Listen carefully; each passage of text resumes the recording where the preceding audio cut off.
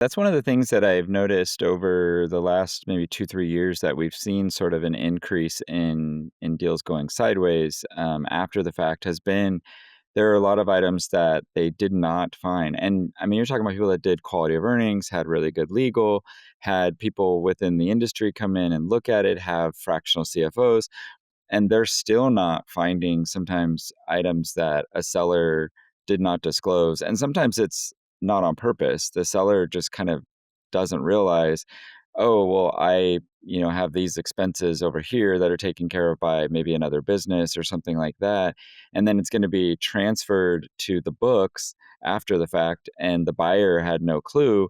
And then when they actually jump in and start running the business, their margin shrinks rapidly because they didn't realize that they had all these other expenses. And so again, there's not always something that you can find from doing proper due diligence, and you could sort of check every single box and then discover something later that you wouldn't really find unless you were actually in the business, operating the business for several months before you bought it. And that's, 99.9% of the time not an option. So yeah, that's interesting that it seems to have been something that squeezed your margin as well. For sure, to the point of not being profitable. So Yeah. imagine you're acquiring a business that you see is very profitable, and then it's not profitable, it's upside down. So then that's a Yeah. massive problem. So let's talk about working capital. I know, and I have a whole, like, ongoing as I was even in the business, I was already, like, making notes of everything I did wrong or I would have done differently.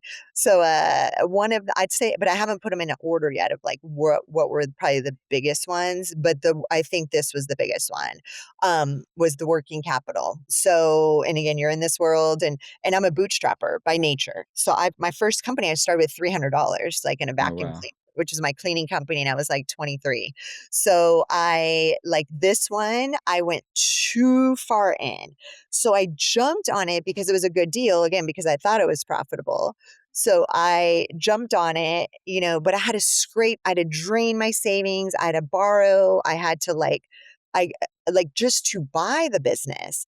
So that, but again, I thought it was profitable. So I'm like, okay, well, I don't necessarily need working capital because it's really profitable. So we're good on expenses. We're good at covering that.